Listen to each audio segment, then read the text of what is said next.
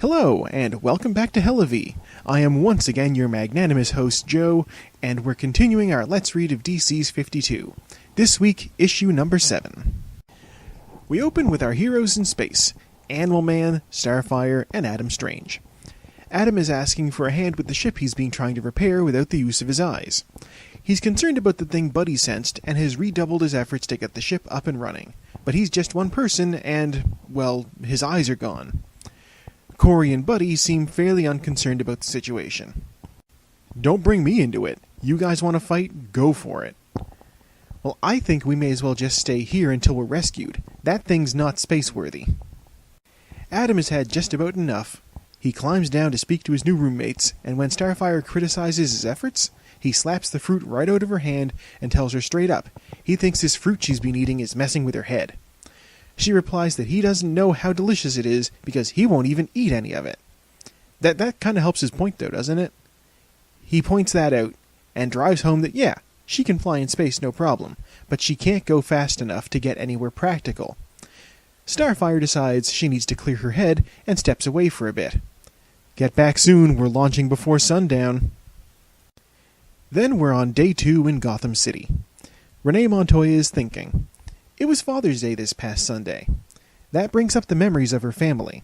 They have disowned her. She hasn't spoken to her father in 18 months, and even longer for her mother, presumably because of the whole gay thing. She doesn't quite spell it out explicitly, but let's be real, this was 2006.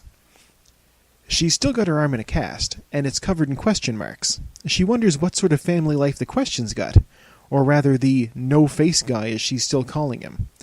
Clearly this is one of those situations where you don't pick up someone's name when you meet them, and after that, it's just way too awkward to ask. She's still curious about exactly what happened in that warehouse, other than getting a ray gun that she basically thinks of as something from the set of Power Rangers. And she hates Power Rangers. So she's trying to do detective work from her kitchen. She's got her papers sprawled out on the counter. She lights up a cigarette while thinking that she just needs one clue, and that she must be missing something simple. Something obvious. Something right under her nose. Something like her ex, Kate Kane, who was in the magazine after the family hosted a charity gala. How does she tie into the lizard man in the warehouse, the ray gun, and the Question? None of your business, that's how. It's day 3 in Metropolis now. No explanations on that last bit. They're building suspense, I guess. Booster is yelling at someone about money over the phone. Skeets is counting down to something. And there's someone knocking on the door. Booster doesn't have enough hands to deal with all this. He tells the person on the phone to hang on and he gets the door. It's his old pal, Ralph Dibney, the elongated man. He's always a good time. Booster tells Skeets to get Ralph a drink, and Skeets, lacking hands, does not.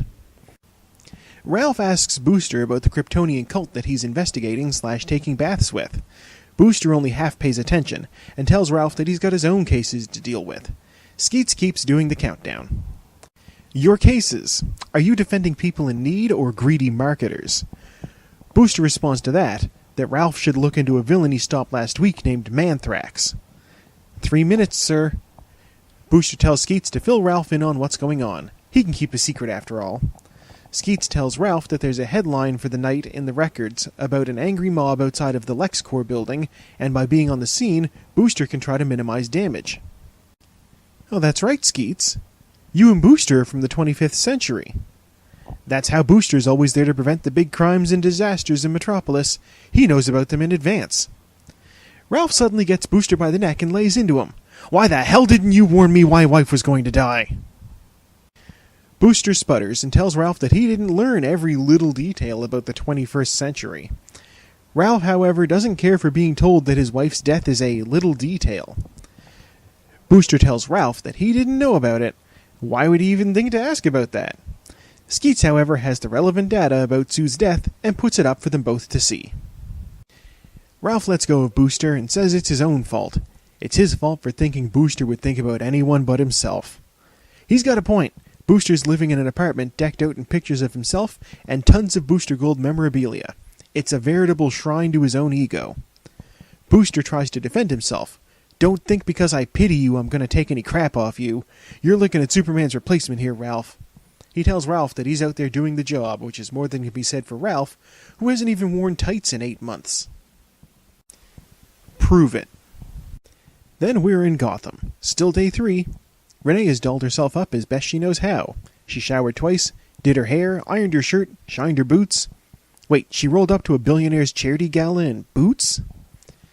I'm telling myself I did these things because I'm being respectful of the wealth and power I'm about to drop in on unannounced. I did these things because of that, and not because I'm going to see her. Renee isn't fooling anyone, much less herself. The door guard tells her the event is by invitation only as she lights up a cigarette. Just call up to the house and tell Catherine the Younger that Officer Renee is here. It works, and the butler brings her to a room after she hums and haws outside for a few. I guess Kate Kane is a big deal in Renee's mind. She's the big X to her. Renee tries to keep track of the money on her way up the manor, but gives up after $50 million. The name is Kane, but the money is Hamilton. The Hamilton Rifle Company, to be exact. Oh look, a wealthy Gotham family with an arms company. Where have we seen this before? Kane Street and the Kane family. I tell myself there doesn't... Oh, right, Kane Street. There's your connection. I guess that's why Renee's the detective and I'm reading comic books for YouTube. So their name is on the street sign. It means nothing. The Kanes own the half of Gotham that the Waynes don't. That's when Kate Kane makes an entrance. If you've come to arrest me, I trust you'll be searching me first. If you insist, though that dress isn't likely to conceal anything I haven't seen before. For that one, Renee gets punched. She gets punched good. Her mouth starts to fill with blood. Kate's not so happy to see her anymore. You've got a lot of nerve coming here, especially after the last time I saw you. I take it that means you're still in the closet? Renee's really trying to get beat tonight. She manages to see that one coming and stops Kate before she makes enough noise to rouse suspicions. They almost cuddle for a moment before Kate pulls away. Renee runs through it in her head, that they push each other's buttons and that's what made it so good, and also impossible to sustain. At least, that's what we told ourselves. Renee asks about the warehouse at 520 Kane Street, asks her to look into it for her. Kate asks why she should, and Renee plays the love card. It's the wrong one to play. Kate tells her to get out before she decides not to help her. You know where to find me? Yes, I always have. The Big X, ladies and gentlemen. Then we cut back to Booster. A truck jackknifed and exploded. Luckily, Skeets and Ralph are there. Wait, how'd they get there before Booster? Whatever. Skeets tells the crowd to ready their cameras because here comes Booster Gold. He dives through the truck and into the ground, then emerges with a shower of water to put the fire out. Lois Lane is on the scene to interview Booster post-rescue. Booster's confused that some of the people there seem to think that the crashed tanker was a test. She tells him the reason for that is that the people gathered there were trying to get superpowers from Lex Luthor's new program. They were taking applicants today. I guess that's what was going to cause the mob violence Skeets had in his records. Booster's just glad he was able to find a water main. Then a man in the audience steps forward and asks Booster just how much that stunt cost him. No, wait, not a man. A man-thrax. Bob or Bill or whatever his name is removes his trench coat and spills the beans. Booster hired him last week to stage an attack. He shows Lois the bounced check signed by one Booster Gold.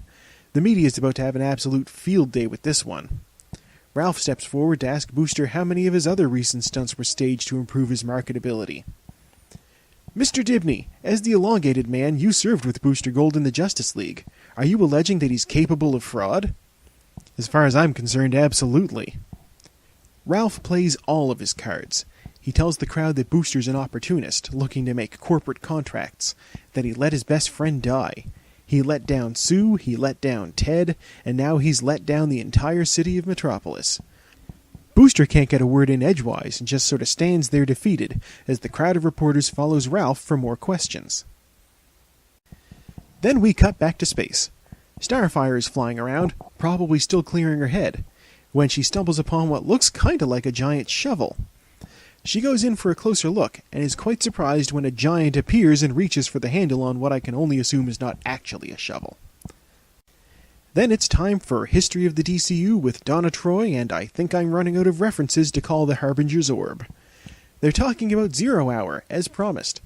She tells us about a fella named Extant who wanted to destroy the universe and remake it in his own image. That's fairly normal for villains in the DCU. A hero named Wave Rider came back from the future to stop him, Terminator style. He didn't know who he was looking for, but he had the ability to touch people and sense whether they were who he was after, which is kind of ridiculous. I don't know who I'm looking for, but if I can touch all 6 billion people on Earth, I think I'll be able to figure it out. Now I could tell you what Donna's telling you here, or I could give you the real skinny on what went on. The series was supposed to be sort of a mystery. Who is the Monarch? No, not him. Basically, Extant later became the Monarch, and so Wave Rider was searching for the Monarch. The fans correctly guessed that Captain Atom was the one who was going to be revealed as the Monarch, and well, DC didn't want the mystery solved so quickly, so they threw a wrench into the plot and made him Hawk from the team of Hawk and Dove. He's a guy who gets angry and strong. His partner, Dove, is supposed to make him less angry with his pacifism. Oh, and one thing from the actual book I should point out is that Earth 2 Superman, who was in a crystalline retirement home outside of the universe, got so mad when his buddies died fighting Monarch that he punched the wall. They honest to God pointed that out, and there's a reason. I shit you not, when Superboy punches that wall, it fucks with reality. And that's how Jason Todd came back to life, the Doom Patrol got rebooted, and Hal Jordan lost his DUI. Anyhow, they swerve, make someone the villain despite there being absolutely no indication of that up until that point.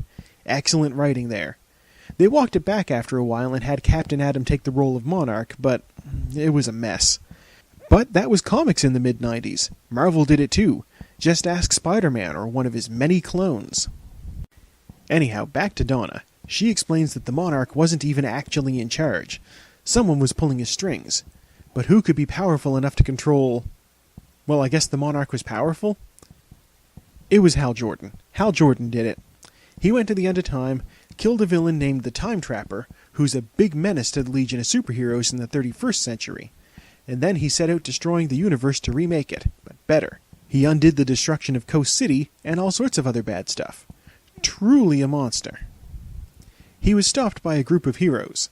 The Spectre bound him to the Monarch, and Damage, the son of the Golden Age Atom, punched him with the Big Bang. Big Bang attack! Which resulted in the creation of the universe. I really want to point out, this is a pet peeve of mine, Barry Allen, in an effort to bring his mother back to life, ran back in time and saved her from a murderer. This was a formative event in his childhood, and any of you who've seen the TV show know what I'm talking about. It was basically the same in the comics, motivation-wise. When he did that, it rearranged the universe, and he had to rebuild it based on what he knew. So if you were good buddies with Barry, he could probably set things right. If not, well, you might not even exist anymore. And this is perfectly kosher in DC, screwing up the universe to save one person's life. What's not okay is screwing up the universe to build a more perfect universe. Hell, even if Hal had just wanted to put Coast City back, that's still millions more people than Barry saved, and at basically the same cost, restructuring the universe. Hal Jordan tries to save millions, and gets punched with the Big Bang, and then shot in the chest by his best friend. Barry Allen saves one person, just one, and in the process wrecks the universe, and that's okay. That's what I thought of Flashpoint at least. 0 hour, but with no one telling him it was a bad idea. And that's issue number 7. Tune in next time when we see what Steele's been up to. Ralph visits yet another friend to maybe crap in their cornflakes, and we'll see whether that thing in space is a shovel or not. Once again, I've been your host Joe, and thank you for watching.